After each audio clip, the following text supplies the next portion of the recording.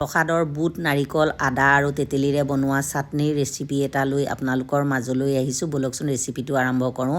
প্ৰসাদৰ পৰা বুট নাৰিকল আদাখিনি বাছি ল'লোঁ। গেছত কেৰাহী এখন বহাই দিছোঁ। তাত 1 চামুচ ৰিফাইন দিলোঁ। তেলখিনি গৰম হোৱাৰ পাছত আদা নহৰু পিঁয়াজ কেঁচা জলকীয়া অকণমান ৰঙচুৱাকৈ ভাজি ল'লোঁ আৰু তাৰপাছত বুট নাৰিকল আদা দিলোঁ। নাৰিকলৰ পৰিমাণটো অলপ বেছি। হাই ফ্লেমত ড্ৰাই হৈ নোযোৱালৈকে ভাজি ল'লোঁ। এইখিনি ড্ৰাই হৈ যোৱাৰ পাছত জোখ অনুযায়ী নিমখ দিলোঁ। 1 মুঠি ধনিয়া পাত দিলোঁ আৰু 5-6 ফুটামান তেতেলী দি দিলোঁ। টেঙাটো নিজৰ ইচ্ছা অনুযায়ী কথা, সৰহকৈ খোৱাসকলে সৰহকৈ দিলেই হ'ল। আৰু প্লেট এখনত উলিয়াই ঠাণ্ডা কৰি লৈ মিক্সিৰ বাতি এটাতে প্ৰথমতে পানী নিদিয়াকৈ অলপ পিচি ল'ম। তাৰপাছত পানী দি স্মুথ পেষ্ট এটা বনাই ল'ম। আৰু এইখিনি পিছোঁতে মোৰ আধা কাপ পানী দিছোঁ, কিন্তু 1 কাপ পানী ব্যৱহাৰ হ'ল। বাউল এটাতে উলিয়াই ল'লোঁ আৰু ওপৰত কেঁচা মিঠাতেল দি দিলোঁ। বহুত টেষ্টি চাটনিৰ ৰেচিপি, ট্ৰাই কৰি চাব।